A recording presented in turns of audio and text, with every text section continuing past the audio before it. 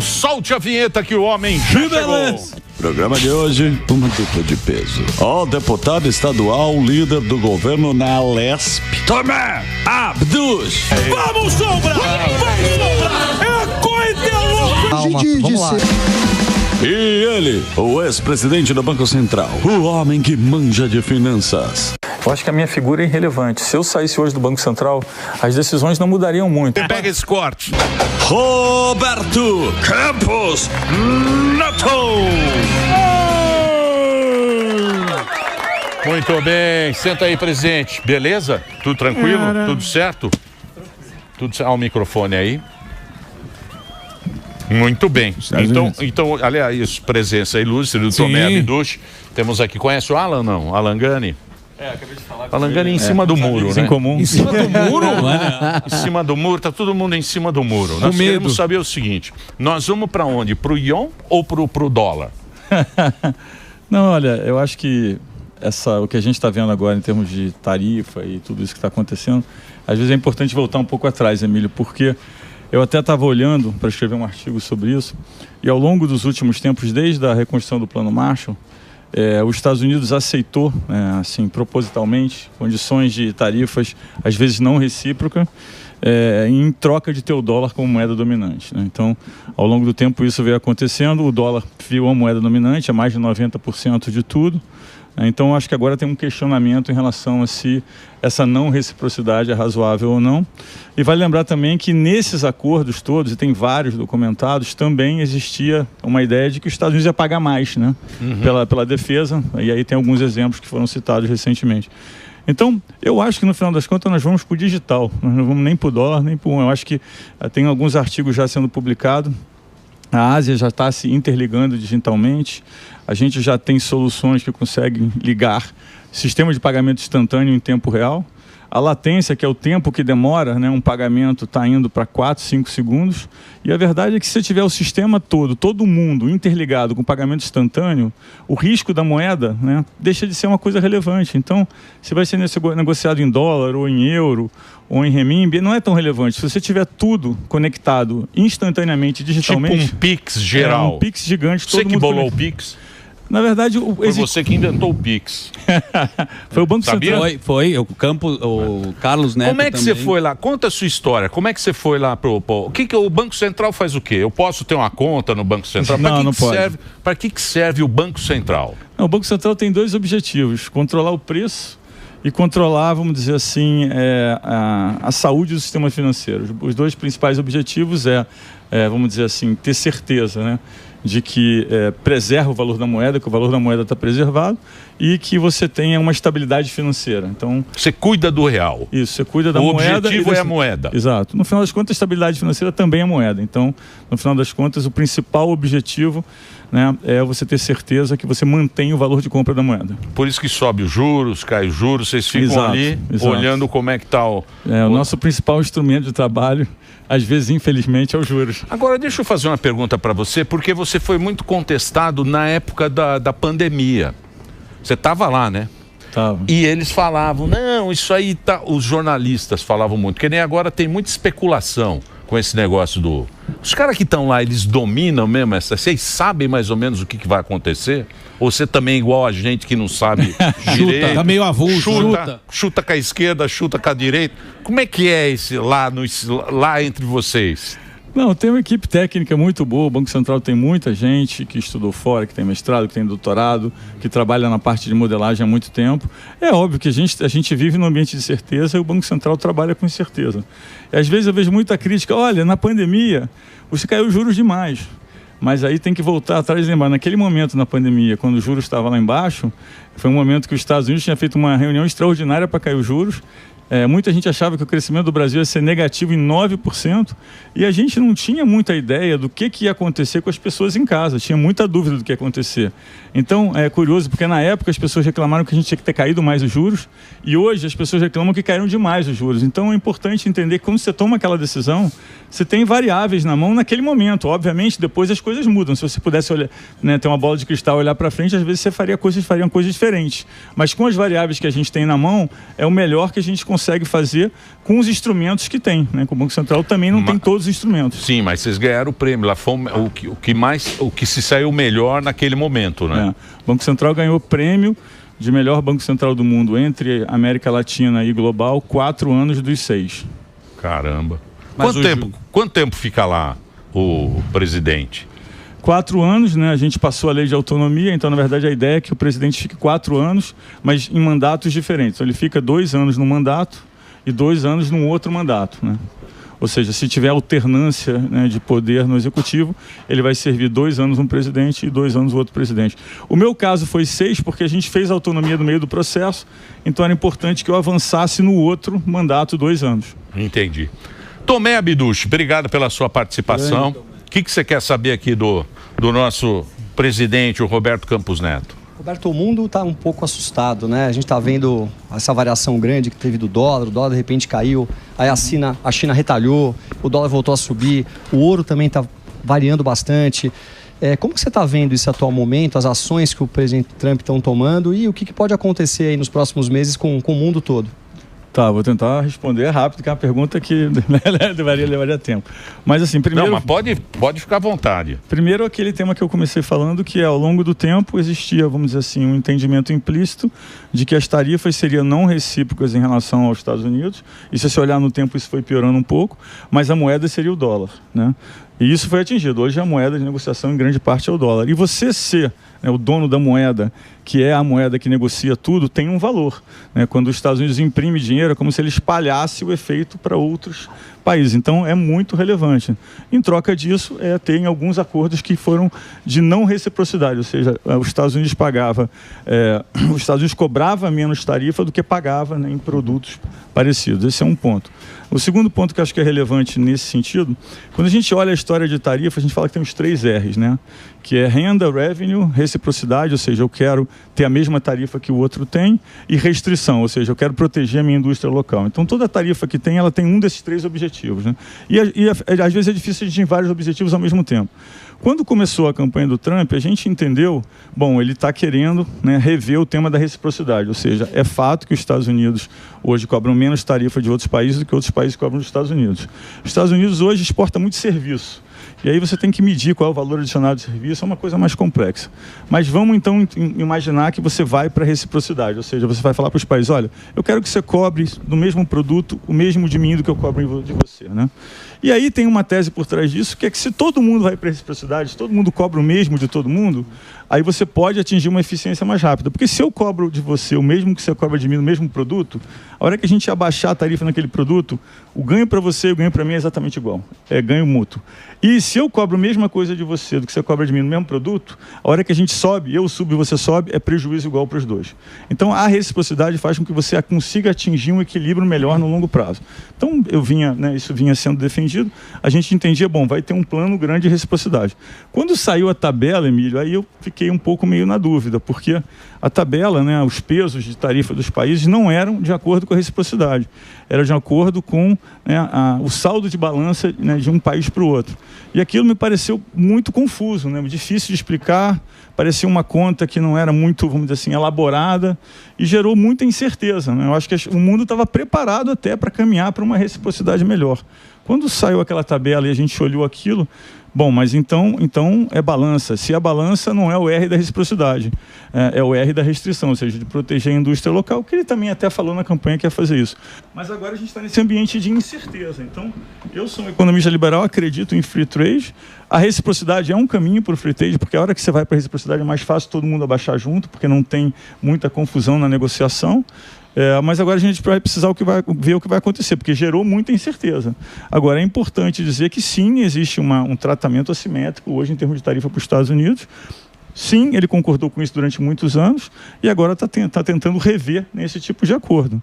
E eu acho que, né, nesse momento a gente vai ter aí um momento de incerteza que vai ser um pouquinho mais prolongado.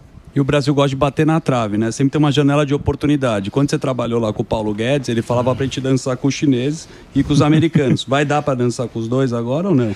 Não, olha, assim, de novo, a gente não sabe ainda como é que vai terminar, porque teve muita mudança no curto prazo.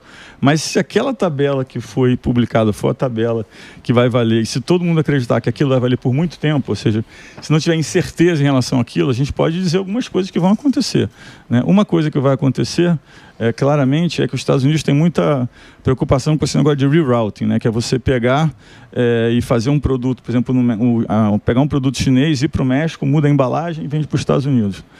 Como as tarifas são muito diferentes, esse rerouting não vai diminuir, ele vai aumentar, porque tem lugar que está com 10%, tem lugar que está com 40%. É óbvio que quem está produzindo no lugar de 40% vai preferir botar no lugar de 10%, que o lugar de 10% vai poder exportar para os Estados Unidos em condições mais favoráveis. E outra coisa é que a China é um grande mercado de exportação, né? Ele está tentando mudar para o modelo de consumo, mas ainda não foi, vamos dizer assim, feliz nessa mudança. Então hoje a China tem alguns mercados que eles precisam para poder alimentar os seus produtos. E os Estados Unidos é um grande mercado. Então se você fecha os Estados Unidos, hoje vão sobrar, quais são os mercados grandes que podem compensar? Você tem Indonésia, tem Malásia, tem Brasil. A Índia está com cara. No Brasil só a Alibaba, né? Que a gente consome. E ainda a Shopee. Eu gosto. Não, eletrificar tem. Tem bastante bem intermediário, sim. Tem? China? Tem bastante. Mas assim, eles querem Estados Unidos, né? Estados Unidos que é o mercado forte, né? Mercado. Mas não tendo os Estados Unidos, você vai ter que fazer mais para a Malásia, mais para a Indonésia, mais para o Brasil. Como a China tem uma capacidade produtiva ociosa, vai vir produto mais barato, né? Então você tem o lado bom de que você tem produtos mais baratos, e o lado ruim é que isso pode causar também um desequilíbrio na indústria local, dependendo de como isso vai acontecer. O Trump deu até 1h da tarde de hoje para o Xi Jinping responder em relação a baixar as tarifas ou não, dizendo que caso ele não baixe, os Estados Unidos vai aumentar mais 50%. Ele aumentou 20%, aumentou 34% e agora mais 50%. Você acha que o chinês lá vai segurar ou vai amarelar? Vai segurar.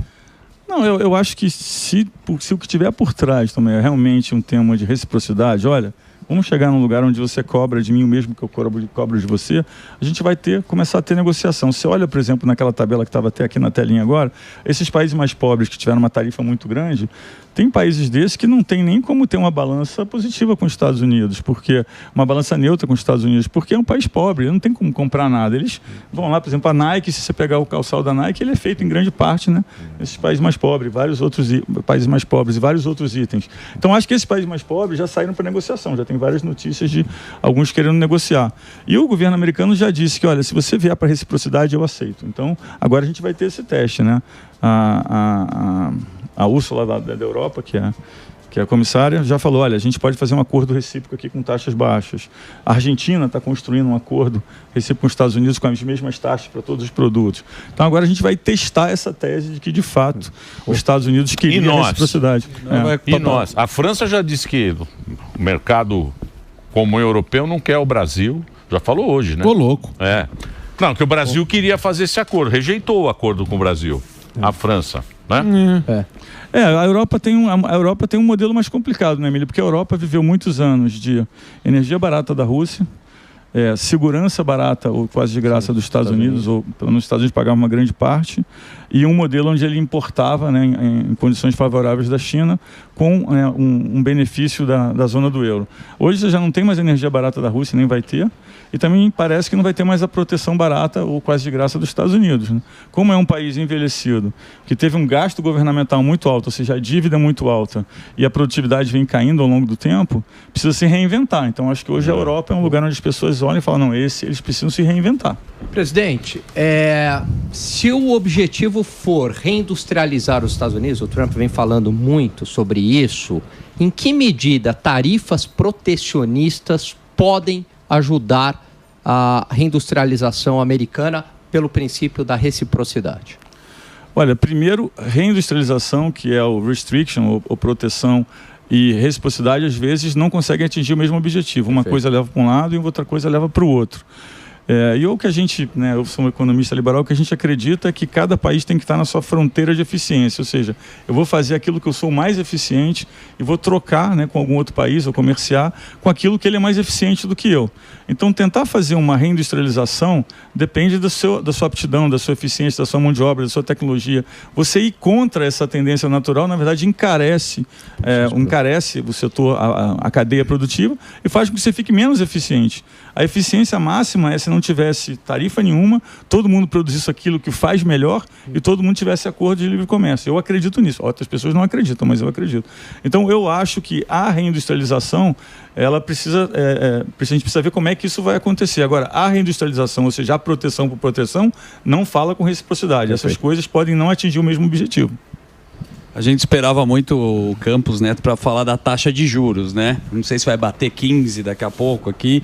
Qual que você acha que é a previsão para o Brasil? E, de novo, explicando por que sobe a taxa de juros para conter a inflação. Porque muito tempo foi culpado o Banco Central, né? Virou uma disputa, né? De ser o malvadão dessa história. Queria que você explicasse para a gente. Olha, eu saí do Banco Central há pouco, estou num período que a gente tem quarentena. Você não pode falar? Então eu não chuta! Eu não quero comentar. Não, mas você pode dar uma de, por exemplo, o Lula. Vamos falar assim. Mímica. O Lula pressionou muito você na época. Como é que foi? Eu não quero comentar não pode falar? Não? Mas deixa eu falar, eu acho que o Banco Central está indo super bem. Eu acho que o Banco Central está indo super bem. Eu acho que o problema não está no Banco Central. Às vezes tem muita mídia em torno do Banco Central.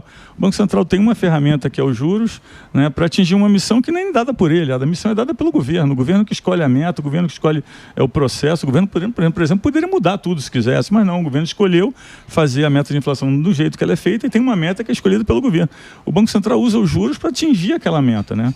Então, assim, eu acho que o Banco Central está fazendo um bom trabalho, não tenho crítica em relação a isso. Não quero comentar de curto prazo, porque acho que não seria bom para mim nem para o Banco Central.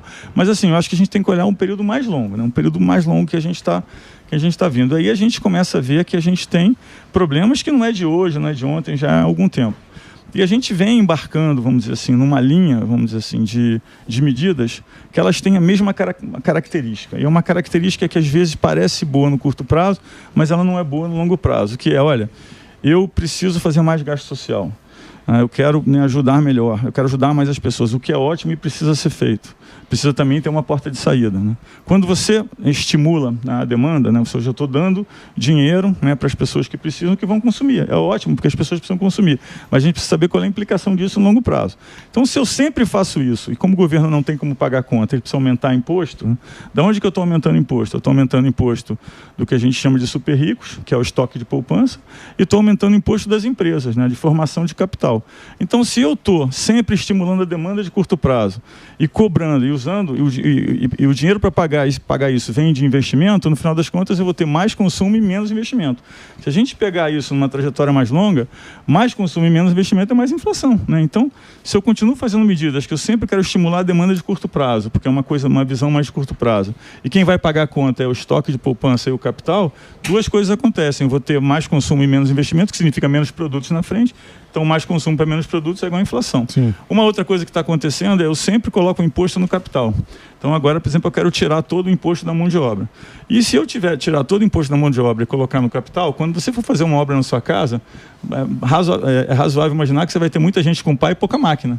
Porque a mão de obra é barata e a máquina é cara. E quando você tem mais unidades de mão de obra para menos unidade de capital, a sua produção não é muito eficiente. Você pode ver que se você tiver uma obra com muita pá e pouca britadeira, ela não vai ser tão eficiente. Às vezes pode ter um cara só lá com a britadeira e vai fazer uma obra mais rápido.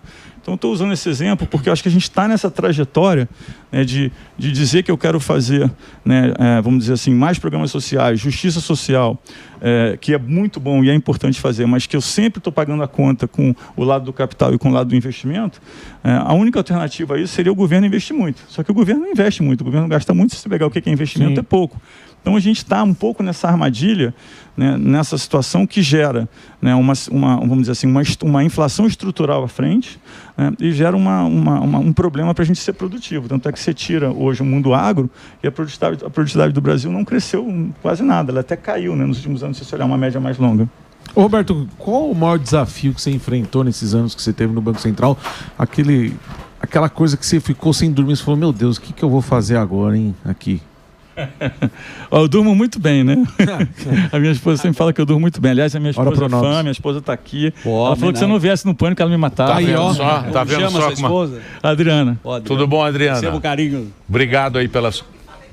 Tá vendo? Tá vendo? Não é ela, Manda não no vinha. Banco Central. Tá vendo? Aí a gente achando é um pau mandado. Dá R$100 pra Adriana. Ela mandou tá ele vendo vir. só? Obrigado, viu? Obrigado. E aí, Roberto, qual o maior Obrigado desafio? também pela sua Então, assim, participação. eu tenho uma característica, eu não tenho muitos problemas de dormir, eu tento sempre fazer a decisão técnica.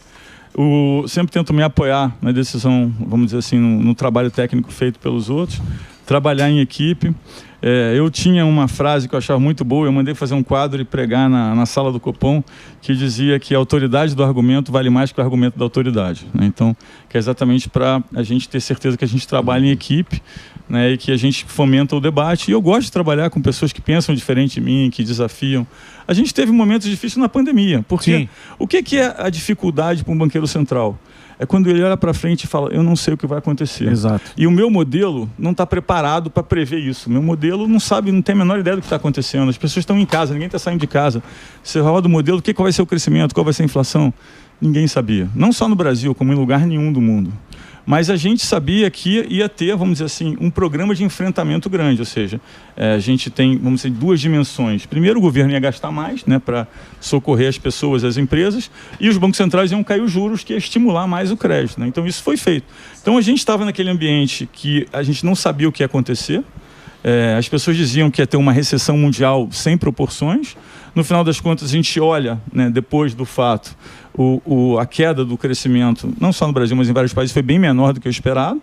O gasto também foi muito maior do que o esperado. Foi o maior gasto. Você pensar que o mundo coletivamente gastou 11%, 12% do PIB em 12 meses, isso nunca aconteceu. Na crise de 2008 foi 4 vezes menor. E aí depois você tem que lidar. Bom, eu resolvi aqui um grande problema, que foi a pandemia, mas eu tenho um efeito colateral. Qual foi o efeito colateral? Foi o maior processo inflacionário sincronizado de países em muitos anos. E o Brasil fez parte dele, né? Mas como vários outros. Então eu diria que o momento, para mim, o momento mais difícil, os momentos mais difíceis são aqueles momentos que você tem muita incerteza e que as variáveis que você tem e os modelos que você tem, você sabe que não vai funcionar para aquele momento. Então você tem que pensar muito fora da caixa. Boa. Você acha que o momento agora é pior do que foi na pandemia, com essa briga aí do Trump e da China? Eu acho que não. Eu acho que a pandemia, teve algumas semanas durante a pandemia que a gente se reunia, os bancos centrais, um olhava para o outro e falava, como é que vai ser, né? O que vai acontecer? Qual vai ser o impacto no crescimento? Qual é o impacto das pessoas ficarem em casa? Ninguém sabia como é que ia ser a adaptabilidade, né, da economia a isso. Foi muito melhor do que o esperado, né? Inclusive desenvolveu processos tecnológicos que hoje servem, né, e que ajudam as pessoas. A gente faz hoje, quantas videoconferências a gente faz hoje? Não era comum eu passar o dia fazendo 3, 4, 5 videoconferências. Hoje é natural e é mais eficiente. Às vezes você está na sua casa, faz 5, 6 reuniões e tal. Então isso aconteceu. Então eu acho que agora a gente tem uma incerteza em relação ao que os Estados Unidos diz que é uma busca por reciprocidade, que eu espero que seja reciprocidade, espero que não seja uma coisa protecionista, porque aí eu acho que vai ter mais ineficiência, mas se for a reciprocidade, que é o que eu escuto os economistas americanos falarem, eu acho que a gente vai ter, né, algum ruído, em algum momento pode estabilizar na frente. A comunicação não foi boa, a tabela eu acho que deixou muitas dúvidas em relação a qual é o verdadeiro objetivo, e agora eles têm que explicar melhor. O governo gasta muito tempo tentando ganhar credibilidade. E aí, quando dá um deslize, perde muito rápido, né? E aí, quando você perde muito rápido, você demora um pouco mais para ganhar. Então, eu acho que tem um processo agora da gente tentar entender o que vai acontecer. Os mercados começam a ficar mais voláteis porque não entendem. E tem uma outra coisa que pouca gente fala, que é, se a incerteza for muito grande, os mercados podem fazer um plano que até seria bom, dá errado. Porque se o mercado começa a ter uma correção não linear, ou seja, começa a ir para o desespero, você começa a gerar alocações na economia resultante daquilo que faz com que o plano não funcione. Roberto, você foi muito atacado e até responsabilizado, né, por a taxa de juros estar alta. Nós todos acompanhamos tudo isso. Você pode explicar um pouquinho qual que é a responsabilidade do presidente do Banco Central, como funciona o Conselho Monetário, como são tomadas as decisões e quem eram as pessoas que compunham, quando você era presidente, o Conselho Monetário e como é que está a composição agora? Olha, a autonomia faz com que você tenha um presidente que fique 4 anos, né, 2 anos em cada mandato, e são 8 diretores, em cada ano o governo pode trocar 2 diretores, né? Então, quando eu comecei no Banco Central, tinha um entendimento de que a ideia era que eu teria liberdade total para trabalhar. Então eu escolhia os 2 diretores, eu mandava lá o nome do presidente, às vezes ele ligava lá, isso aí mesmo, tá bom, tchau. Então assim, eu escolhi os diretores. Nos primeiros 4 anos eu escolhi os diretores mesmo depois da autonomia. Quando cruzou outro governo, existia, obviamente, e acho que até razoável, o governo queria, né, escolher os diretores que ele queria. Ele tinha direito de escolher os diretores. E o processo foi assim, bem suave nesse sentido também. Ele escolhia os diretores. Algumas vezes o ministro falava comigo, olha, estou pensando nesse, o que você acha e tal. Nunca teve nenhum grande problema. O governo teve algumas escolhas que passaram assim por um debate. Teve algumas outras escolhas que eu fiquei sabendo pelos jornais, pela televisão. Faz parte da autonomia. Lembrando que eu defendi a autonomia, né? Eu ajudei a fazer o projeto. Então eu não posso ir contra o projeto que eu mesmo ajudei a fazer. Eu acho que ele é ótimo. A gente estava tendo uma festa agora de 60 anos do Banco Central, que estava lá ministros, gente do Suprema Corte, do STF, e eu olhei aquilo e falei assim, eu estou feliz dessa festa aqui. Por quê? Porque eu acho que o Banco Central está ganhando institucionalidade. Eu vou contar uma história aqui rapidinho do Banco Central do Peru, que acho que é uma história que eu sempre conto, mas é interessante. Então tem um presidente do Banco Central do Peru que chama Julio Velarde. Ele é super amigo meu. Ele está lá há 18 anos. Aí você olha, em 18 anos, o Peru já trocou presidente, um já se matou, o outro já fez ataque, não sei o quê, e ele está lá, tranquilo. E eu falo para ele, Julio, essa confusão em toda aqui no país durante esses anos, e você está aí tranquilo, ninguém te ataca. Ele falou, olha, na primeira transição do governo teve algum ataque, depois as pessoas, o Congresso, a sociedade entendeu que o Banco Central Autônomo era bom, e hoje em dia isso não é mais assunto. O governo briga, os ministros brigam, mas eu estou aqui fazendo o meu trabalho que é técnico. Então, eu espero que a gente consiga atingir esse nível de maturidade. Eu acho que esse evento de 60 anos que teve agora foi um evento nesse sentido, de falar, olha, tem gente que pensa de um jeito, tem gente que pensa de outro, mas o Banco Central é técnico. Quem dá a missão do Banco Central, botaram uma foto do Julio Velarde ali agora. Então quem dá ao Julio aí? Bonito ele não é, né? Parece o barriga, meu. Bonito. Parece o pinguim. Se o quesito for beleza... Deixa eu só fazer um break agora, Muito obrigado pela sua audiência. Estamos aqui com o Tomé Abduch, estamos aqui com o nosso querido Roberto Campos Neto e o nosso... elegância. Encontro de notáveis. É um encontro de notáveis nesse programa. É só um break rapidinho para a rede de rádio. A gente continua para você que está na TV aí, nas outras plataformas. Muito bem, presidente, a gente está falando da autonomia do Banco Central. E como é que é a questão? Porque assim, o Banco Central ele é utilizado politicamente. Olha, a culpa é deles. Como é que os profissionais que você disse, que a maioria são técnicos lá, lidam com essa pressão política externa dentro do Banco Central? Não, é um processo de aprendizado, né? É a primeira vez que a gente tem um Banco Central autônomo que atravessa um governo para o outro, né? Então, até o próprio ministro disse, olha, é a primeira vez que um ministro vai ter que conviver com o presidente do Banco Central, o ministro da Economia vai ter que conviver com o presidente do Banco Central que ele não colocou. E eu acho que esse processo tem um aprendizado, né? Mas eu acho que o governo aprendeu uma coisa, quando você ataca o Banco Central, você tira um pouco a credibilidade do Banco Central. Por mais que ele seja técnico, o Banco Central sendo atacado, existe uma dúvida sobre a capacidade do Banco Central de responder, porque é um órgão contra um governo inteiro. Quando você ataca o Banco Central e a credibilidade do Banco Central cai, o custo, né, de fazer a inflação convergir para mim é até maior. Então, quando o governo ataca o Banco Central, é como se ele estivesse dando um tiro no próprio pé, porque ele vai fazer com que o custo de convergência da inflação seja maior, ou seja, muito provavelmente você vai ter que conviver com juros mais altos do que você teria que conviver se você tivesse mais harmonia com o Banco Central. Então, eu acho que essa lição está sendo aprendida, né? É importante entender que o Banco Central é técnico, não age politicamente, e quando você ataca o Banco Central e diminui a credibilidade do Banco Central, você faz com que o custo de convergência seja maior. Como é que era antes? Quando não era que o Banco Central não tinha toda essa autonomia? Olha, o presidente escolhia, né? O presidente da República escolhia o presidente do Banco Central.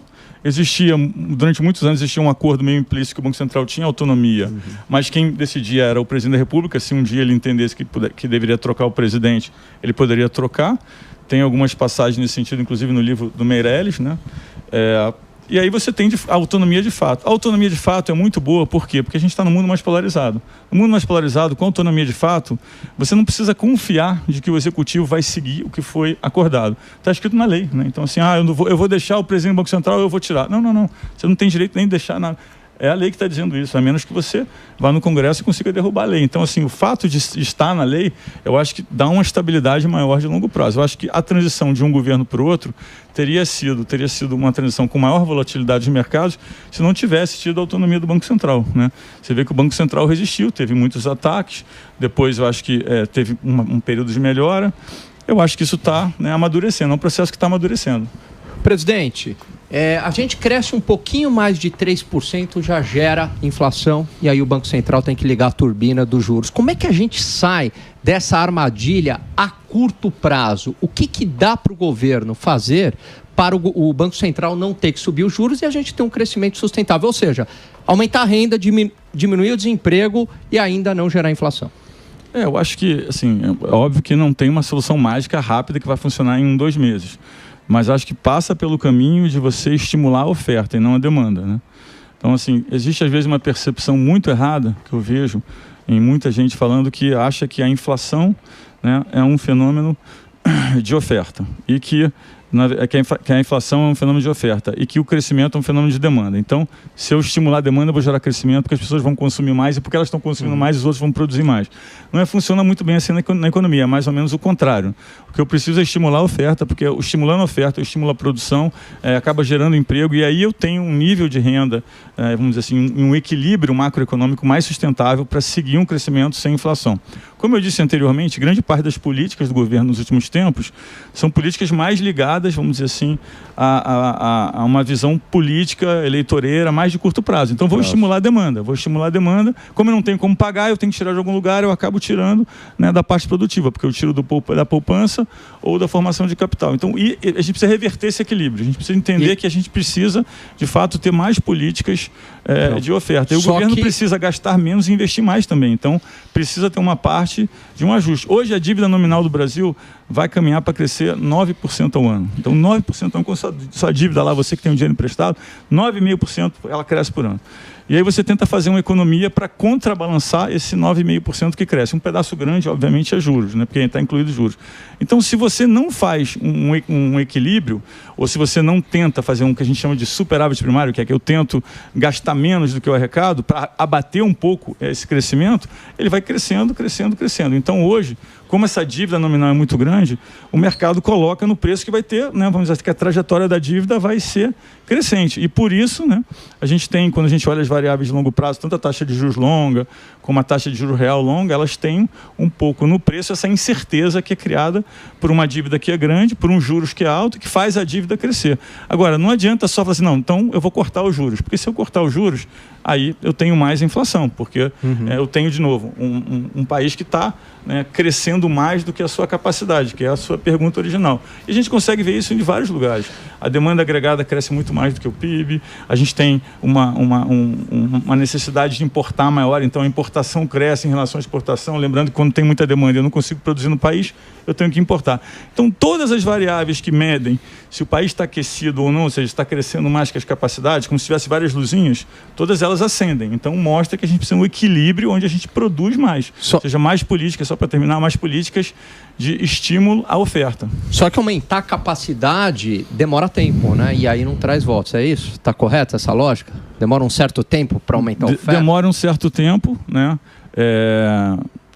Demanda uma estruturação grande, são políticas que precisam ter, né, aprovação do Congresso, precisa ter uma sincronia com a parte judiciária, porque muita coisa acaba sendo judicializada, mas eu acho que é o caminho, né? Eu acho que hoje o caminho passa por você pensar, olhar mais para frente, olhar uma coisa mais longa, não fazer política de curto prazo, olhar mais para o longo. Mas isso não dá voto, né? Isso não dá voto. Esse é que é o problema. O que você acha do Alckmin agora? O Alckmin bolou um negócio sensacional. Ele quer tirar o alimento e a luz da taxa de inflação, ele bolou. O que você acha dessa estratégia? Eu achei boa. Eu achei que teve uma puta ideia. Sacada. Claro, gênio. Não, olha, tem vários países que usam o conceito de core inflation, né, que a gente chama de núcleo, que é você tirar as coisas que são mais voláteis, né? E aí, em muitos casos, é alimentos e energia. O problema é que o Banco Central tem uma meta. E um país como o Brasil, que é um país pobre, alimento é um peso muito grande na cesta das pessoas. E não é só alimento espalha. E também não é verdade que a inflação hoje é só de alimentos. Se você olhar serviços, está rodando com uma inflação alta. O último número foi 0,96, ou seja, quando você 0,96 anualizado, mensal quando você anualiza. E você tem também uma coisa que, se você tiver uma meta de inflação que não reflita o que as pessoas sentem no bolso, fica um descompasso entre o que o Banco Central está fazendo e qual é a percepção de inflação. Se eu persigo uma meta de inflação que não é aquilo que as pessoas sentem no dia a dia, vai começar a ter um descrédito, vai começar a ter uma perda de credibilidade em relação ao trabalho do Banco Central. Então, alguns países sim usam essa medida, mas são países onde tem duas coisas. Primeiro, o peso de energia e de alimentos é muito mais baixo na inflação do dia a dia, e são países que têm uma trajetória inflacionária mais estável. No Brasil, como é muito volátil e a comunicação entre alimentos e serviços, e energia e serviços, e energia e indústria é muito maior, a gente não recomenda que isso seja feito. Tá vendo, Geraldo Alckmin? Tem uma pergunta. Não está recomendado para...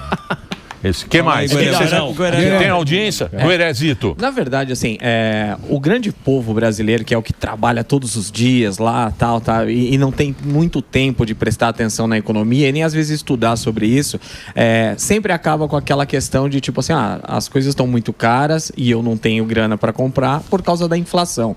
Existe uma maneira muito fácil de explicar para o público de o que é de fato a inflação e por que cada vez menos o nosso dinheiro tem poder de compra? Existe uma maneira fácil, que é o governo gasta mais que arrecada. Então, se a gente pegar um sistema fechado, imagina tudo que você tivesse, fossem 4 coisas para comprar em um dinheiro limitado. Se eu coloco mais dinheiro para comprar aquelas mesmas coisas, a coisa vai ser mais cara. Então, estou dando uma visão muito simplista aqui para as pessoas entenderem, mas de fato, quando o governo gasta mais do que arrecada por um período maior e é obrigado a emitir ou imprimir dinheiro ou emitir dívida, você entra nesse processo, que é um processo que tem outros desequilíbrios, esse não é o único, tem outros desequilíbrios, mas é importante entender que na cabeça das pessoas a inflação, ela não é o fenômeno geral da inflação. Na cabeça das pessoas, a inflação está muito ligada a uma coisa que os economistas gostam de chamar de preço saliente. O que é o preço saliente? É aquilo que você lembra. Então, por exemplo, você lembra da picanha, você lembra do ovo. Café. Nos Estados Unidos, você lembra da gasolina na bomba. Nos Estados Unidos, é a gasolina na bomba. Se a gasolina na bomba sobe, pode estar todo o resto, mas as pessoas acham que a inflação está mais alta. Então, tem esse tema dos preços salientes, que, aliás, é muito estudado em economia, e que, às vezes, os governos tentam, para parecer que a inflação está um pouco menor, controlar alguns preços salientes. Ou seja, eu estou com a inflação mais alta, mas deixa eu controlar os preços que as pessoas percebem. Isso geralmente também gera arbitragem, não é uma política muito eficiente, mas a forma de explicar para as pessoas olha, se alguém se endivida muito mais do que tem capacidade de pagar, o juros vai sendo mais alto, E eventualmente a pessoa vai ter dificuldade de pagar. Então, para a gente ter uma taxa de juros mais baixa, uma inflação mais baixa, um crescimento sustentável, a gente precisa acertar as contas do governo. Eu acredito que tem outras pessoas que pensam diferente, mas eu tenho uma forte crença que esse é o caminho. Mas tá difícil, Mas qual é a dificuldade que o governo tem de compreender uma coisa que é tão simples? Porque nas nossas casas, se você gastar mais do que você ganha, você quebra. Você não tem dinheiro para pagar suas contas. E vai chegar no momento que você está endividado, devendo o banco, devendo cartão de crédito. E no governo não é diferente disso. Qual a dificuldade que eles têm? E por que eles estão inflando tanto o tamanho do Estado, um número de ministérios tão significativo, estão gastando dinheiro a rodo? O brasileiro normal não consegue compreender isso, Roberto, porque é muito simples, não é nada de difícil compreensão. Olha, não é tão fácil resolver, porque tem muitos gastos que eles já vêm carimbados, ou seja, são gastos que a própria lei faz com que você tenha que gastar XYZ para alguns setores. O gasto discricionário do governo é pequeno, então você precisa desindexar. Primeiro você precisa ter mais liberdade para realocar os seus gastos. Então eu acho que a desvinculação, a desindexação, uma coisa que já foi debatida e era muito debatida inclusive pelo ministro Paulo Guedes, eu acho que a gente precisa entender que hoje o orçamento é muito engessado, a gente tem um problema com isso. Inclusive alguns lugares como São Paulo, por exemplo, começou a desvincular, Aqui o governador Tarcísio desvinculou algumas coisas e tal, porque dá mais liberdade no orçamento. Esse é um problema que nós temos. Outro problema que nós temos a gente tem uma visão mais assistencialista. Então eu preciso ter certeza que eu consigo manter meus programas sociais. E aí eu acho que em alguns desses programas, os programas são muito bons, porque o Brasil é um país que tem muita desigualdade e é preciso. Mas a gente precisa ter porta de saída. Eu acho que mais do que dar dinheiro para as pessoas, a gente precisa oferecer prosperidade. Eu quero oferecer uma oportunidade da pessoa ter um emprego, Eu não quero que ela fique dependente do Estado. Hoje a gente pega estados que mais de 50% da população depende do governo. Tudo bem, talvez seja importante nesse momento, mas qual é a estratégia de saída disso, E outra coisa, você começa a ver pesquisas onde as pessoas que recebem auxílio durante um tempo muito grande, elas começam a não mais achar que aquilo é uma coisa boa para elas, porque passa a sensação de dependência e de falta de prosperidade. Então, eu acho que o que a gente precisa ter é uma política que incentive mais a oferta, né, que incentive mais o tomador de risco, que é um empresário, que é quem de fato está ali na ponta tomando risco, gerando emprego, às vezes dá errado, às vezes dá certo, vocês sabem disso aqui, né, e a gente precisa ter uma estratégia de saída de alguns desses programas e dar prosperidade para as pessoas e não dependência. Você citou o benefício social, e a Argentina ela herdou exatamente isso, né? Você pegar, né, o governo, né, do Alberto Fernandes, agora tem o Milei. O que você acha da iniciativa do Milei de diminuir ministérios, de ir para um outro caminho na economia? Olha, eu de novo, estou dando aqui o meu viés. Então, eu sou um economista liberal, eu acho que o plano da Argentina está indo no caminho correto. Ele fez um ajuste muito grande, num período muito curto. Você teve uma queda de crescimento nesse momento, porque você tira muito dinheiro na economia, mas você começa já a ver, partindo 12, 13, 14 meses, que a economia começou a crescer, a pobreza começa a diminuir. Então, tem sinais de que está dando certo. Ele tem um probleminha com o câmbio ainda que ele precisa ajustar, porque o câmbio ficou muito apreciado. Ele tem uma eleição agora em outubro que pode, né, gerar alguma incerteza, mas de uma forma geral, né, eu aqui fazendo as ressalvas que eu sou bastante próximo ao ministro, lá ele é bastante meu amigo e também ao presidente do Banco Central, eu acho que eles estão num caminho em geral que é um direcionamento correto. É um direcionamento correto. Ainda existem riscos de execução, é um programa com risco de execução muito grande, porque foi um ajuste muito forte, né? Eu acho que vai ser importante a Argentina dar certo, né? Para a gente entender que a gente pode atingir, né, o crescimento sustentável com menor participação do governo. Às vezes a gente tem uma coisa na economia que às vezes é difícil explicar para as pessoas, que eu falo, olha, tem um ponto de inflexão onde mais significa menos. Ou seja, o governo gasta mais, coloca mais dinheiro na economia. Ele fala, poxa, que bom, estou colocando dinheiro na economia. Mas as pessoas percebendo que esse dinheiro vai ter um custo muito alto na frente, elas têm uma reação àquilo. E às vezes o efeito dessa reação é maior do que o efeito do dinheiro que foi colocado. Então você acha que está colocando dinheiro na economia e está estimulando a economia, e na verdade você está contraindo a economia, porque do outro lado as pessoas estão tendo, né, uma interpretação de que aquilo vai custar mais caro, e como a gente tem expectativas mais racionais em relação ao futuro, a gente toma uma atitude no presente. Então, eu acho que é importante entender isso. Acho que a Argentina está, né, na minha opinião, e eu respeito outras opiniões, no caminho certo. Ainda existem riscos de execução, e eu acho que foi um plano muito ambicioso, né, dado o tamanho do ajuste. Agora, a inflação começou a cair, o crescimento começou a subir, a pobreza começou a diminuir, mas ainda existem alguns outros ajustes que precisam ser feitos. Mas a canhota lá tá na rua, mesmo nos né? Estados Unidos, né? Os Estados Unidos também.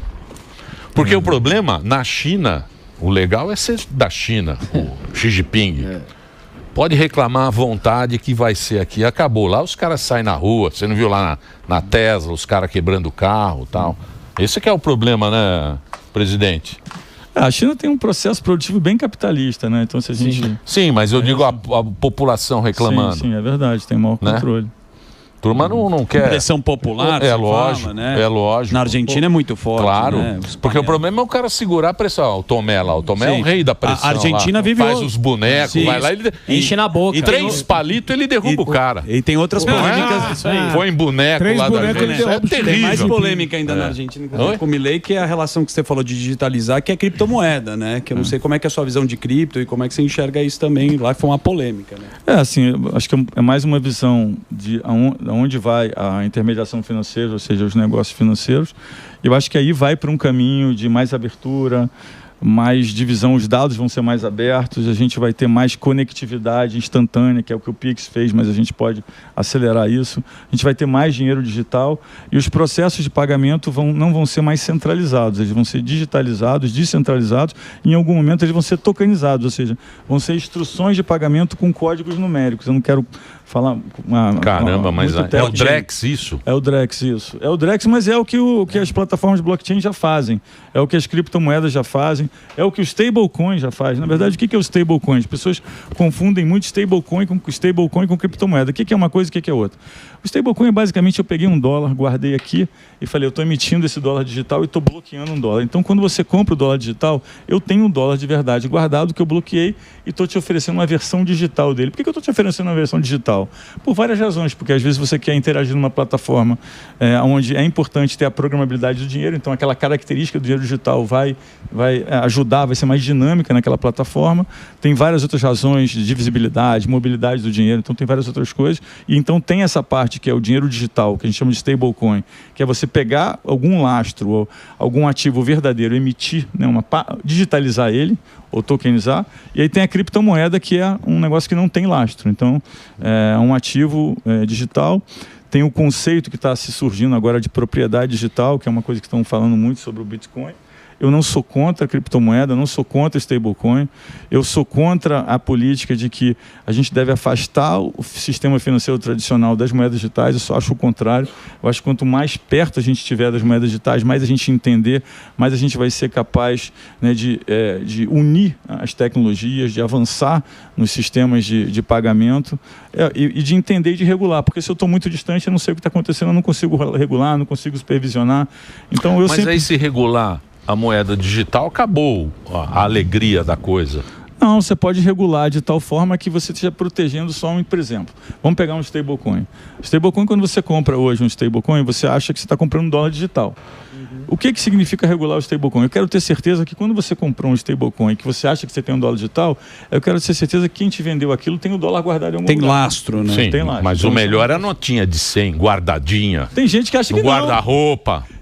Na malinha. Embaixo da cueca. Só você que sabe onde está lá. Ó. Tomé gosta. Tomé tem uma mala. Porra, o melhor ativo é a notinha de 100, aquele cheiro. A gente você cheira.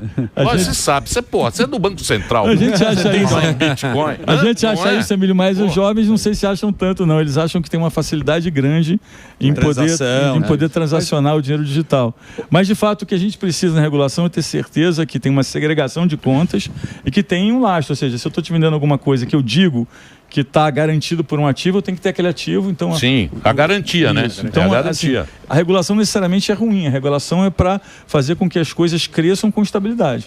Mas, ô presidente, o senhor disse anteriormente que se o mundo caminhar, né, para essa moeda digital, né, então resolveria aí o problema de tarifas, teria uma espécie de sistema global aí de pagamentos. Agora, isso também não perderia a hegemonia do dólar? Mas vamos só separar o que é moeda digital do que é pagamento instantâneo. Eu posso ter um mundo conectado instantaneamente através de um Pix, que não é uma moeda digital, é só um sistema de pagamento instantâneo, né? A moeda digital é você pegar esse sistema e fazer com que ele seja tokenizado, que ele navegue numa plataforma, né, de blockchain. Então são coisas diferentes. A gente pode ter os dois, inclusive. Mas se vai perder a hegemonia do dólar, o que eu tenho dito é que vai ficar pouco relevante escolher a moeda. Porque se eu estou fazendo um negócio com você, eu sou um país e você outro, instantaneamente, e o tempo de liquidação é 2 segundos, qual é o risco que eu estou correndo de moeda? Eu fiz uma operação numa moeda, baseada em uma outra moeda, que traduziu para a sua moeda. Se essa operação leva 2 minutos, 2 segundos, o risco é muito baixo. Óbvio, tem algumas outras coisas, como precificação de ativos, que, óbvio, ainda é importante você saber qual é a moeda que está sendo precificada. Mas grande parte do risco transacional do comércio internacional pode ser eliminado se o pagamento for instantâneo. Então, sim, o dólar vai perder um pouco a hegemonia, mas não é só o dólar, o que vai perder, o debate de qual é a moeda que vai ser a moeda da vez, ou que vai ser a moeda que vai ter a hegemonia, esse debate fica obsoleto, porque a digitalização faz com que você não tenha o risco da moeda na mesma proporção que você tem hoje. Isso já está acontecendo um pouco, tá? Você falou para nós agora. Eu vou fazer um breakzinho só para a rede de rádio. Aliás, pela sua audiência, muito obrigado. Presença ilustre aqui, Roberto Campos Neto, ex-presidente do Banco Central, conversando com a gente. E o futuro do planeta. Isso aqui é importante. Planeta hostil? Por isso que a gente está em primeiro lugar. Todo o Brasil quer saber agora qual vai ser o futuro do planeta. Temos aqui esse encontro de notáveis. Aí sim, hein? É só o break pro rádio. Vai lá, Reginaldinho. Pois não. Você fez a pergunta? Tomé. Um pouquinho do trabalho social, né? Da importância do trabalho social, e todos nós sabemos disso. É importante que a gente diga que nós liberais, nós valorizamos muito o trabalho social. Só que para fazer social, você tem que gerar riqueza. E quem gera riqueza é o empresário, o empreendedor. É ele que toma risco, é ele que dá a cara para bater, é ele que toma todas as burocracias para ele próprio, emprega as pessoas e paga impostos. E com a taxa de juros hoje em mais de 15%, a gente sabe que para um empresário hoje tomar dinheiro no banco, os que estão alavancados, ele não toma 15% ao ano, ele acaba tomando um pouco mais. A grande maioria está muito preocupado com isso, está preocupado inclusive em quebrar a sua própria empresa, porque o que ele tem de receita e de lucro acaba sendo muitas vezes menor do que ele tem do custo financeiro. Como que a gente consegue equilibrar tudo isso? Né? Como dar um equilíbrio para que você possa ter um empresário trabalhando com baixas burocracias, com financiamento baixo, para que ele gere riqueza e aí sim a gente possa fazer o trabalho social? Eu acho que é importante dizer que não é o Banco Central que é malvado que subiu os juros, né? O Banco Central subiu os juros porque tem uma inflação e ele precisa combater a inflação e é um mandato que é dado pelo governo. E essa situação ocorre em grande parte porque o governo gasta mais do que arrecada. Então, quando o empresário, né, tem uma taxa de juros alta, ele devia pensar que aquela taxa de juros está alta porque o governo gastou mais do que arrecadou, teve mais risco. Quando tem mais risco, a taxa de juros sobe e ele está pagando por aquele risco. Acho que é importante, né, que as pessoas tenham essa conscientização. E o que vem acontecendo no mundo recentemente é que a gente caminhou, a pandemia gerou uma desigualdade grande. Por quê? Acho que é importante talvez falar sobre isso. Na pandemia, teve o maior, como eu disse no começo, teve o maior plano de gastos, né, da história do planeta. Mas não foi igual, né? Então, países ricos gastaram mais ou menos 20% do PIB. Né? Países emergentes, medianos, gastaram mais ou menos 10%. E o que a gente chama de LIC, que é Low Income Countries, são os países mais pobres, gastaram 4%. Né? Curiosamente, como os países ricos gastaram muito dinheiro, a taxa de juros também nos países ricos está um pouco mais alta. Né? Quando a taxa de juros nos países ricos está mais alta, todo o resto sobe também. Então hoje você tem uma situação de que os países que menos gastaram, que são os pobres, são exatamente os que mais precisam de recurso, só que o recurso está muito mais caro. Por quê? Porque os países ricos gastaram muito mais. Então você tem todo esse debate em relação agora a essas agências multilaterais que captam o dinheiro dos países ricos para fazer projetos. Mas, de novo, né, o governo não cria prosperidade em si. Então o que a gente precisa é ter um estímulo, né, para que o setor produtivo faça os investimentos necessários, tome o risco necessário, tenha a segurança jurídica necessária, tenha a visibilidade de longo prazo necessário, tenha os juros baixos necessários para que ele, tomando risco, faça com que a gente aumente a oferta e consiga crescer de forma estável, com inflação baixa e juros baixos. Ô, presidente, você está falando da conscientização do brasileiro. Com a internet, com todo esse debate que nós temos aí nas redes sociais, você tem debate de economia, você tem debate de política. Você acha que a maioria, os brasileiros, eles estão com uma percepção mais liberal? Você acredita que em algum tempo a gente pode ter um Brasil mais liberal? Porque o brasileiro ele está ligado na política, ele está ligado nos impostos, em tudo. E a perspectiva liberal parece que está aumentando no Brasil, porque você tem o MEI, você tem o PJ, então acho que... O que você acha? Você acha que a gente está caminhando por um Brasil liberal? Excelente pergunta. Eu acho que... excelente pergunta. Eu que passei para ele. Tem cola aí, tem cola. Tá no roteiro. No WhatsApp. Olha, excelente pergunta. Acho que aí tem duas dimensões que são mais claras. Tem outras, mas são duas mais claras. Primeiro é na relação de trabalho, né? Hoje você tem muitos jovens que trabalham ou com aplicativo ou que trabalham de casa. Hoje você tem médicos que atendem remotamente. Você tem todos esses entregadores de iFood. Assim, tem milhões e milhões de pessoas que passam a ter uma relação com o trabalho diferente, onde eles têm mais flexibilidade, trabalham através de algum canal digital, algum processo digital.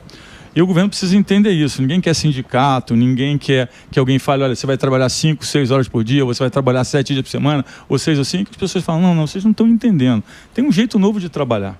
Eu não quero que você me diga como vai trabalhar, eu quero que você melhore o instrumento de trabalho que eu tenho. Me dê mais poder de digitalização, me dê mais regras flexíveis, me dê mais condição de visibilidade na frente para poder investir. Então, eu acho que tem, primeiro, uma dinâmica do trabalho que está claramente mudando e, assim, os jovens têm uma visão diferente disso.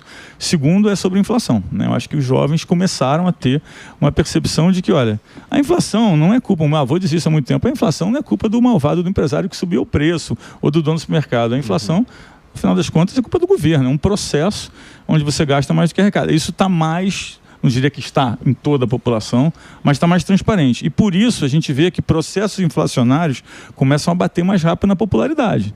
O que é bom também, porque o governo agora sabe, olha, eu também não posso conviver com inflação muito alta porque tira a minha popularidade. Então, eu posso reclamar dos juros, mas se eu reclamar muito dos juros e cair os juros na marra e a inflação subir, também me atinge na popularidade. Então, também eu acho que é um amadurecimento. Então, acho que o jovem, através da mídia social e através de tudo que tem hoje, né, você consegue ter qualquer conhecimento na na web, né? Tem tudo disponível. Óbvio que você tem que filtrar, tem muita coisa.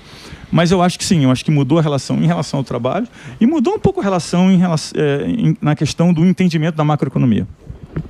Agora, por exemplo, que nem o governo agora. Puta, o cara raspou o tacho.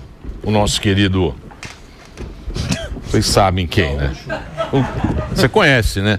Você conhece? Gaúcho. Taxadinho Gaúcho. Taxadinho Gaúcho. Você conhece ou não?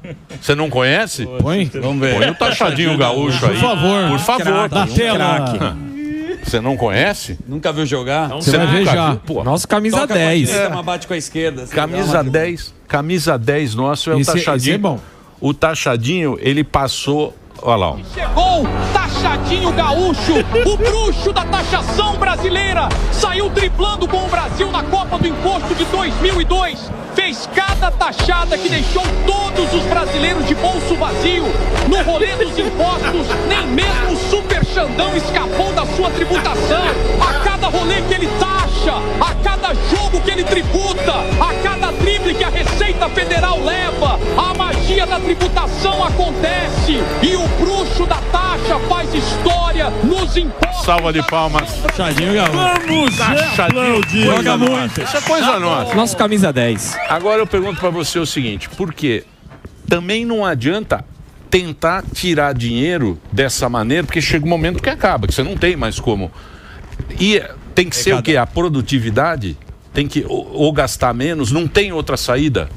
Não, olha, não fiquem bravos comigo, mas acho que o ministro Haddad, dada, vamos dizer assim, a perspectiva e dado o governo que a gente tem, tentou fazer um ajuste fiscal. Tentou fazer um ajuste fiscal. Claro. Eu tive com ele muito próximo durante muito tempo. Eu via que ele tinha um esforço grande, mas existia uma política, né, vamos dizer assim, social que vinha do governo, e aí ele tentava equilibrar, como não tinha dinheiro, tinha, vamos dizer assim, o que ele chamava de justiça tributária. Então, eu também não quero colocar aqui... Lógico.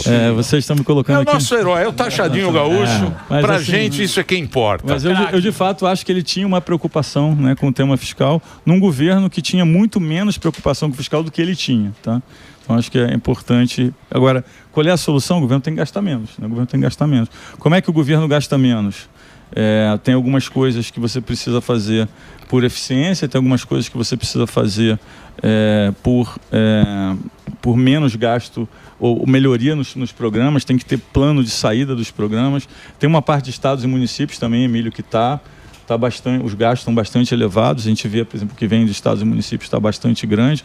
Então tem um trabalho muito amplo para fazer. Tem que ter uma conscientização que talvez colocar menos dinheiro na economia signifique mais, porque se as pessoas entenderem que você colocando menos, você vai criar uma situação de juros mais baixos à frente e de crescimento mais estável à frente, o menos pode significar mais. Eu acho que a coisa mais importante é virar esse chip de que, olha, talvez fazendo menos, gastando menos, signifique mais. Uhum. Talvez não seja no curtíssimo prazo, mas rapidamente isso se ajusta, né? Então, eu preciso, como os economistas falam, fazer, vamos dizer assim, uma coisa restritiva que seja expansionista. Ou seja, ele é restritivo no curto prazo, mas é expansionista no médio e longo prazo, porque as pessoas entendem esse processo. Você acha que a população acredita se você fizer lá, se você der o exemplo, vamos chamar assim, de exemplo, eu estou economizando, a população vai ter outra perspectiva daquele governo, cara que está lá? Eu acho que a população olha muito para o bolso. Nem todo mundo tem, né, e nem teria como ter uma compreensão ampla de macroeconomia. Mas você tem condições hoje de fazer isso de tal forma que você passa assim, um período, um ano, talvez um ano e pouco, onde de fato o ajuste tem um efeito, mas à medida que as pessoas veem, né, as coisas melhorando na ponta, e você consegue explicar e ser transparente naquilo que está fazendo com previsibilidade.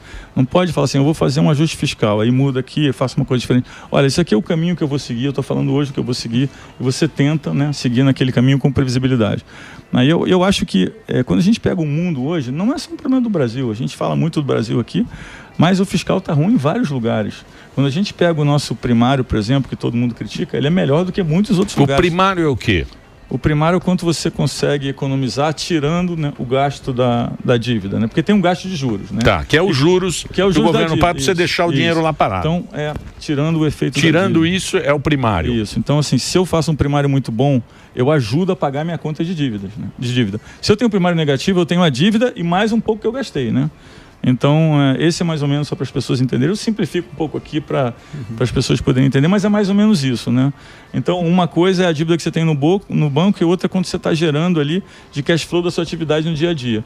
Se sua dívida está crescendo, você está perdendo dinheiro no dia a dia, aí sua dívida vai crescer muito mais, né? Porque tem os juros da dívida, mais o que você precisar pegar mais emprestado para pagar aquela dívida que você acabou de contrair, né? Então, é um pouco essa dinâmica.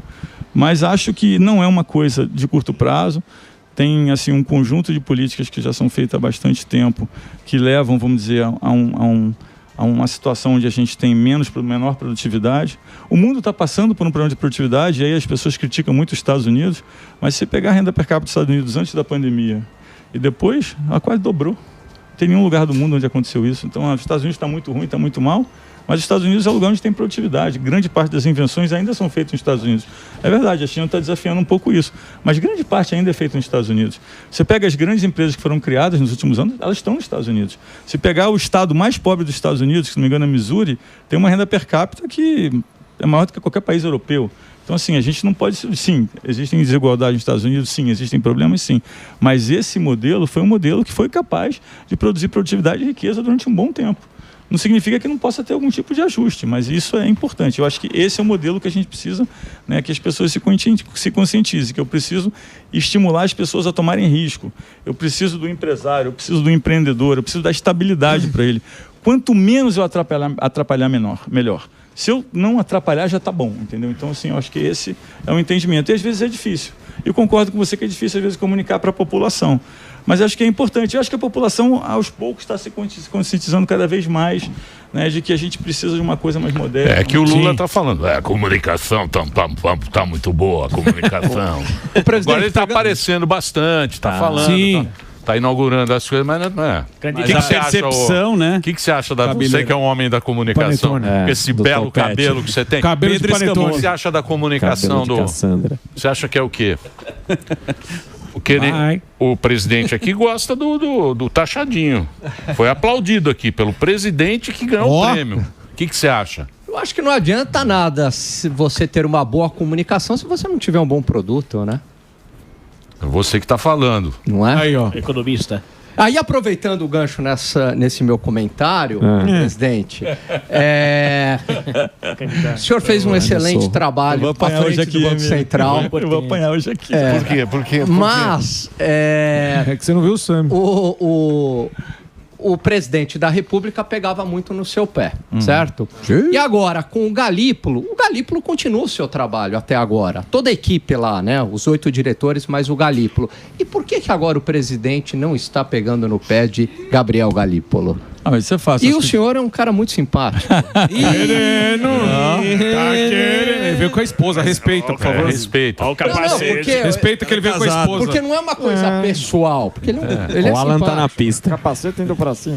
Eu acho que tem um tema da narrativa, né? Que isso é muito comum em qualquer político, em qualquer classe, em qualquer país, que eu preciso ter uma narrativa para explicar as coisas. Eu acho que no final eu caí no meio dessa narrativa. Mas eu acho também que tem um entendimento, ao longo dos últimos meses, tem um entendimento do governo que atacar o Banco Central, atacar a política de juros, fazer com que o Banco Central tenha menos credibilidade é um custo maior para o governo. É um custo maior em termos de juros, é um custo maior em termos de estabilidade, expectativas que acabam influenciando os juros também. Então, eu acho que isso melhorou, mas eu acho que é um problema de narrativa. Eu sempre fiz um trabalho técnico, tentando fazer o melhor para o Brasil. Os diretores do Banco Central sempre também fizeram um trabalho técnico. A gente tem uma mistura de diretores que são da casa, diretores que vêm de fora. Eu trabalhei bem com os diretores que eu indiquei, também trabalhei bem com os outros diretores. Não acho que o Banco Central tem um problema hoje, acho que hoje o problema não é o Banco Central está fazendo o que dá para fazer com as variáveis que tem na mão. Então, mas eu acho que foi a narrativa. É uma narrativa que, obviamente, depois que eu saí, a narrativa não pode mais ser a mesma, acho que isso está amplamente escrito aí na mídia. Mas acho que é importante focar no que é relevante para o país. O que é relevante para o país, a gente precisa achar uma saída onde o governo sai um pouco de cena, cria porta de saída para o gasto social, sem deixar as pessoas, né, em uma situação de necessidade, e ao mesmo tempo comunica isso de tal forma que os empresários, o capital, fique incentivado o suficiente para aumentar investimento, para produzir mais, para gerar mais emprego, para ser desafiado cada vez mais. A gente precisa abrir mais a economia. A gente está agora no meio dessa confusão toda de tarifa, mas eu sou uma pessoa que acredito que a economia aberta gera mais eficiente. Sim. Então é importante focar no médio prazo. Mas agora sem narrativa, sem passar pano. Você deixou um legado para o Brasil, que é o Pix. Como você se sentiu quando eles falaram em taxar o Pix? Olha, eu nunca acreditei que foi falado em taxar o Pix. Mesmo porque, também, é impossível taxar o Pix, né? Você não tem como taxar um meio de pagamento e não taxar o outro, concorda? Se você taxar o Pix e não taxar TED, não taxar DOC, ou não taxar outros tipos de transferência, como transferência... Hoje você pode fazer uma transferência de uma pessoa para outra dentro do mesmo aplicativo do banco sem ser por Pix. Então, se você fosse taxar um tipo de transferência e não fosse taxar os outros, você só acabaria com o Pix. Isso eu acho que nenhum governo faria de forma alguma. O que eu acho que tem vamos dizer assim, tem uma proposta que é, através do Pix, eu possa talvez conseguir enxergar o quanto os trabalhadores informais estão ganhando. Talvez enxergando os trabalhadores informais eu posso cobrar, né? Eu posso ter uma possibilidade de entender o tamanho da economia informal. Eu não acho que teve pelo menos na minha interpretação, não teve uma ideia de taxar o Pix. Lá atrás já foi também, mesmo no outro governo, tinha às vezes boatos, vão taxar o Pix, vão taxar o Pix. É impossível taxar o Pix, porque o Pix é só uma forma de transferência, tem várias outras.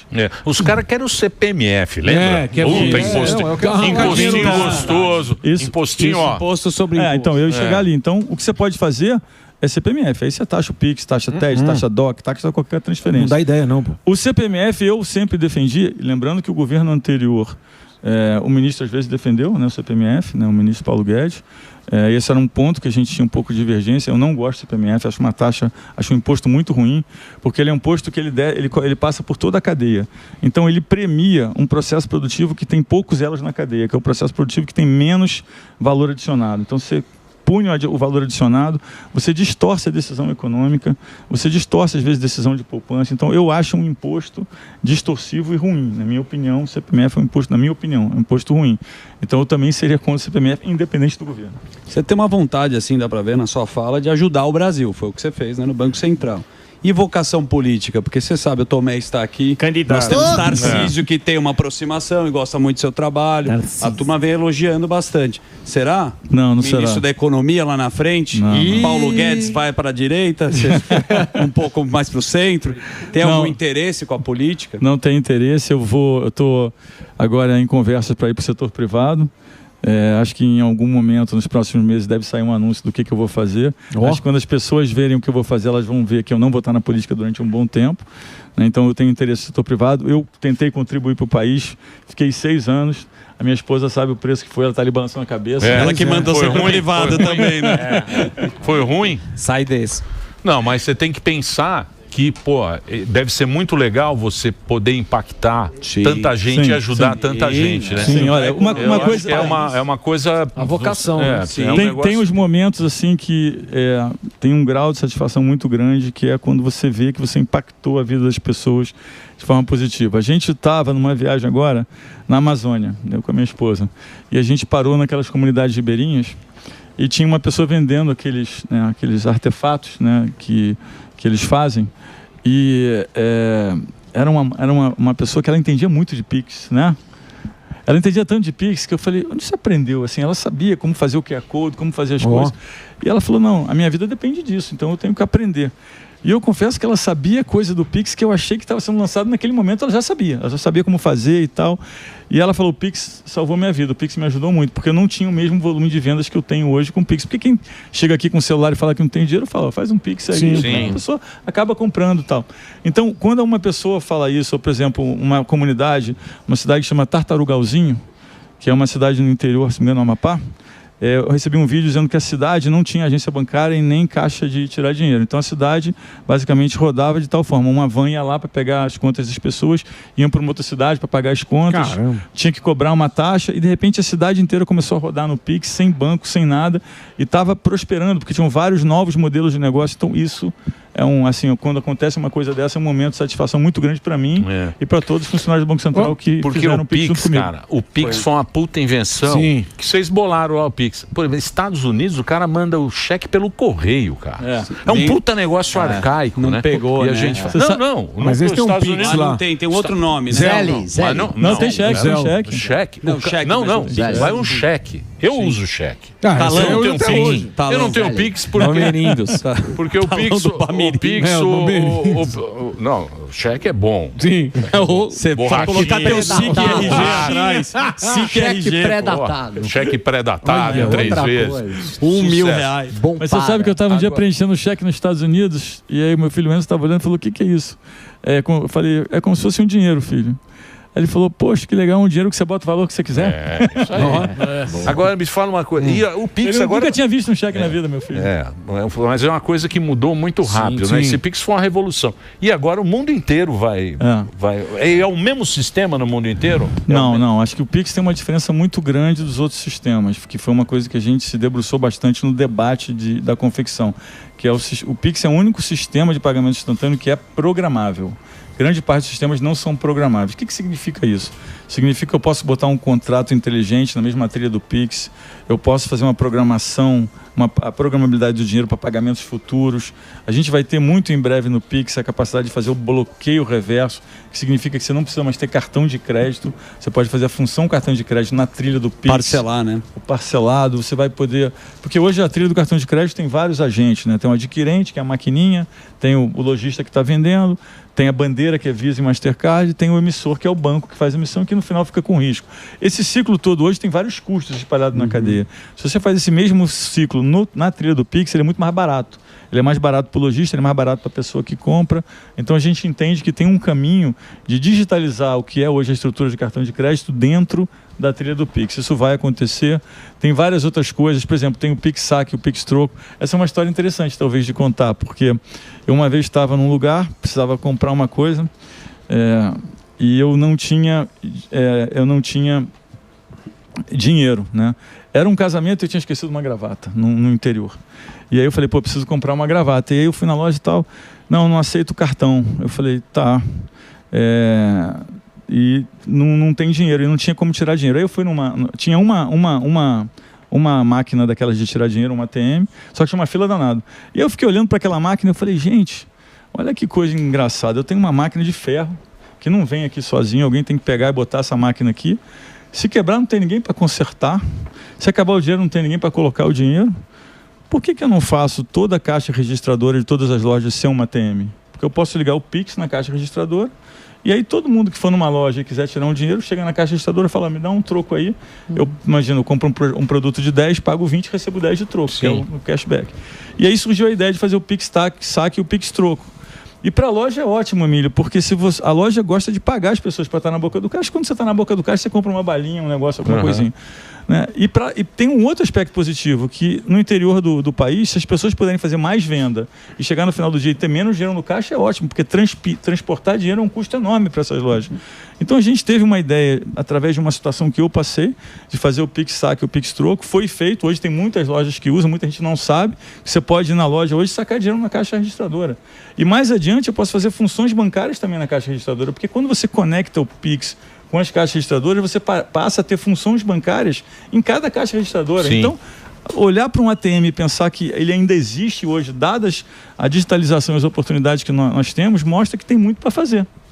Eu conheço o Carlos Neto na matéria, que ele conta da iniciativa que teve, né, da parte, né, de tecnologia, que você foi escutar muita gente para implementar. Isso. E daqui a pouco, até sem internet, você vai conseguir fazer a transição de Pix, né? Que você pega a rede de Wi-Fi de um lugar... Offline. E é mais uma iniciativa brasileira. Né? Isso, offline é uma coisa que a gente desenhou, os bancos têm que ajudar no desenvolvimento, mas é como se fosse aquele dinheirinho que você colocasse na carteira, só que você coloca de forma digital. Ele não vai estar conectado no sistema, mas é um dinheiro que ele está na sua carteira, geralmente é pouco, é como se é aquele troco, e aí quando você for fazer uma compra em um lugar que não tenha sinal, você consegue fazer com o celular desde que ele esteja ligado, tem a bateria. Então, você acha que o dinheiro vai acabar? Eu não acho que o dinheiro vai acabar, mas que vai diminuir a circulação, vai diminuir o dinheiro, o papel moeda vai diminuir. Agora, é uma diminuição lenta, porque ainda no Brasil muita gente da classe DE recebe salário em dinheiro. Você sabe que a gente passou por um tema na pandemia, pouca gente sabe disso, que foi um dos momentos de estresse para mim. Por quê? Porque o governo fez o auxílio, a gente fez uma conta, olha, o auxílio é tanto, aí 300 virou 400, virou 600. Com o auxílio de 600, o dinheiro era muito mais que precisava pagar. E aí a gente começou a se deparar com um problema, não tinha o papel. Porque a pessoa recebia o auxílio no cartão da Caixa e a gente tinha um entendimento que a pessoa ia ficar com o cartão e ia usar o cartão. Não. A pessoa queria ver o dinheiro, como você disse. Então ela ia na maquininha para tirar o dinheiro. E a gente começou a passar uma situação que não ia ter papel, não ia ter dinheiro. E em países emergentes tem um histórico de que se você vai numa caixa tirar dinheiro e não tem dinheiro, vai na segunda e não tem dinheiro, você pode achar que o sistema bancário está falido, que não tem nenhuma relação. O papel não tem relação, né, com o dinheiro. Mas as pessoas podem achar que tem. Então a gente ficou muito preocupado e falou assim, a gente precisa ter dinheiro rápido, porque senão a gente não vai conseguir pagar o auxílio. Então teve uma época até que a gente teve que segurar ali o pagamento, porque não tinha dinheiro. E aí a gente precisava fazer uma nota, né? Então vamos fazer uma nota de 200, porque era a única forma de conseguir pagar o auxílio, era fazer a nota de 200. Só que, fazer uma nota é um processo. Você desenha a nota, o Banco Central tem uma área de arte, vai para a Casa da Moeda, tem uma máquina que você tem que calibrar a máquina para fazer. E a gente tem um processo que a nota com valor maior, ela é maior em tamanho. Não tinha naquele período de tempo como fazer uma nota maior, não dava para fazer. Então a gente falou, como é que a gente faz? Bom, eu não posso desativar a máquina de 100 para fazer 200, que eu estou trocando um pouco 662. Então vamos pegar a máquina da nota de 20, vamos desativar e vamos fazer uma nota de 200 na máquina de 20. O de 20. Por isso que a nota de 200 tem o tamanho da nota de 20. Ela é menor. Devolve para o Roberto a nota agora. Lógico. O Lobo Guará, o Lobo Guará. Você acha que eu não tenho? Você acha? Isso aí tem até de R$500, rapaz. A carteira do Rambo que ele tem, pô. Tem o Lobo Guará aí? Quem inventou o Lobo Guará? Tá pago. Tá paga a entrevista. Ela é do tamanho da nota de 20. Ele tem de 20 também, não? Tá parecendo o Silvio Santos, um pouquinho. Põe a mão aqui, põe a mão. Até os dólares, hein, Emílio? Quem tem 20? Vai, puxa aqui. Só tem agora. Olha o tanto de Benjamin Franklin. Ele tem dinheiro do mundo inteiro aqui, ó. Que de 10 aqui. Franco Suíço. Não, franco suíço eu tenho em casa. Tem cruzado de 1000 francos. Você sabe que desse tamanho, eu tive o prazer de entregar... Mas só para terminar, então a gente usou a máquina de 20, a gente tinha que fazer, porque o problema é que a pessoa que tem deficiência visual, ela identifica a nota pelo tamanho. Deixa eu ver. Então a gente tinha que fazer um negócio aqui na nota para quando a pessoa passasse a mão, ela soubesse que era a nota de 200. Que da hora.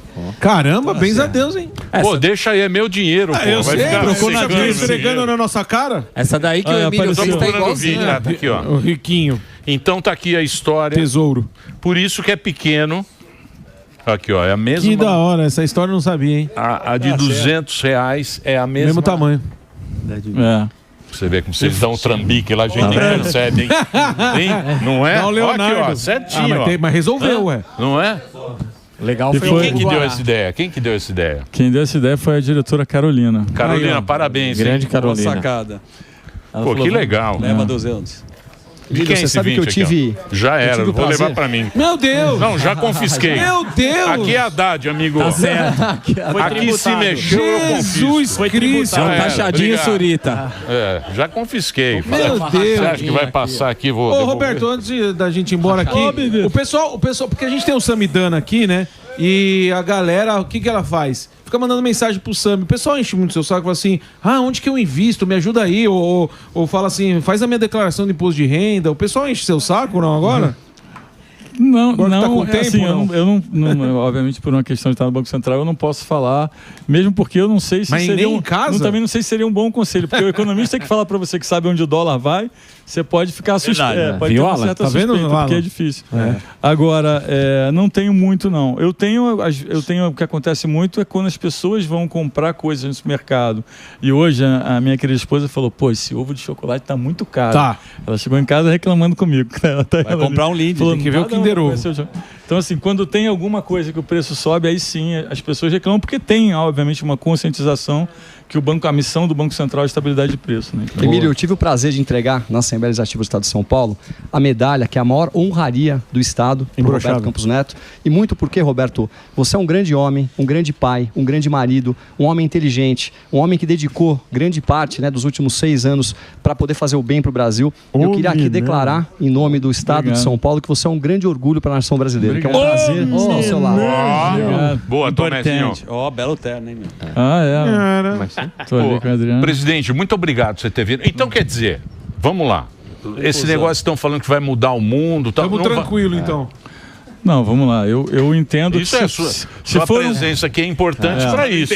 Eu entendo que se for um caminho em direção à reciprocidade, né, e tiver a comunicação precisa melhorar. Hoje está ruim. E aquela tabelinha que foi feita também das tarifas foi bem ruim. Mas se for um caminho em direção à reciprocidade, e se o governo americano conseguir comunicar como ele quer chegar lá, eu acho que pode não ser tão ruim. E para o Brasil, nesse curto prazo, dado a tabela que foi publicada de tarifas, eu acho que para o Brasil pode não ser tão ruim, porque você tem as empresas que vão querer vir produzir no Brasil, porque tem energia sustentável barata, tem mão de obra, e você pode exportar para outros lugares com uma tarifa menor, e você também os produtos também da China que iam para outros países, que podem vir para o Brasil num preço mais barato. Esses são os dois efeitos que eu vejo mais de curto prazo, tem outros efeitos de longo prazo.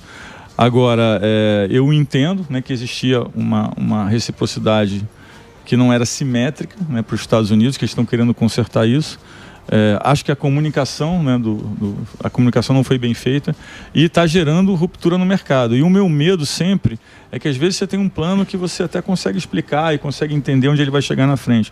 Mas se você não comunicar ele e gerar uma ruptura no mercado, a própria ruptura no mercado pode fazer com que um plano bem feito não consiga ser executado. Então acho que existe... A comunicação também é importante. O Trump está meio piadista, né? Tá meio, rendendo o bloco. Tá meio engraçadinho. Obrigado, viu? Obrigado a você, gente. Obrigado a sua esposa. Pô, obrigado pela audiência também. Pela presença. E pela presença. Ainda trouxe aqui. as amigas, ó. Sim. Vamos na Dirce. Almoçar na Dirce. Tô vendo. Vamos almoçar na Dirce lá. Pagar a Dirce. Certo, Dedê?